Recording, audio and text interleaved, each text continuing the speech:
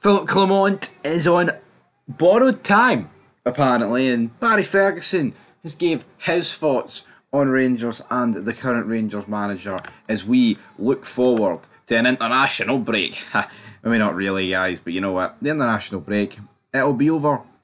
It'll be over soon, so no need to worry about Steve Clarke and who's dropping out and who's coming in and how we're going to get scudded against Croatia and Portugal. Let's rewind and let's look at the weekend past, everybody. But Barry Ferguson, he was speaking to Go Radio, and he was in response to a caller called Derek.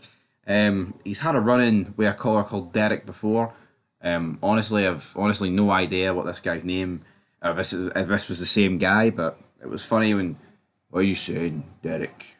Barry Ferguson didn't take it well last time. That's what he said in terms of Clement, and I quote, "In terms of last night, I was at the game, and I'm sure you listened to Philip Clement after it. It wasn't a brilliant performance. I think with the amount of signings he has made, we're in the first week of October. I think you need to give it to Christmas time.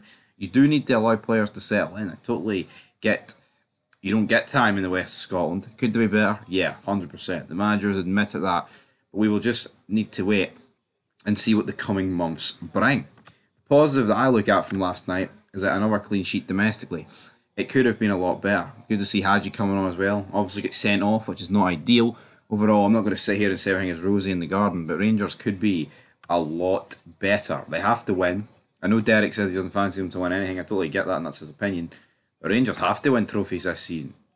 End of quote. So, immediately, he's saying that you need to give it to Christmas time. It is the 8th of October. You need to give them to Christmas time, which is what, 2.5 months away. This whole wait until Christmas time. You know, our next 3 games, there is a game at Rugby Park and a game at Pittodrie. If he loses both of them, which, you know, is quite extreme, but knowing our record recently at Rugby Park and, you know, Pittodrie's going to be tough, especially with Aberdeen this far up in the league table at this stage of the season. Can we honestly sit here and say it would be good enough to drop 6 points? You know, the writing's on the wall. It feels like we are another points dropping situation in the league for losing another manager. That's what it feels like to me. I think it's on thin ice. Europe, yeah, it was nice beating Malmo and losing to Lyon, but well, I mean, that wasn't nice, but you understand my point, right? I don't think what happens in Europe is going to get Philip Clement the sack. The league, the domestics, is the bread and butter. You know, if we go to Motherwell in the semi-final, if we lose at Rugby Park, or if we lose at Pittodrie, I think that's going to get him the sack. We cannot be in a forward man to be going. It's not even 8 points behind Aberdeen. No, Celtic is turning into 8 points behind Aberdeen if you lose any more games or draw any more games. So when you factor it in, man, we seriously cannot afford to lose any more points. And I feel like it got to. I mean, I talked about this a lot on my channel last night. You know, not that you have to be of a certain age to remember, but recent memory. You know, look at Beale, look at Gio.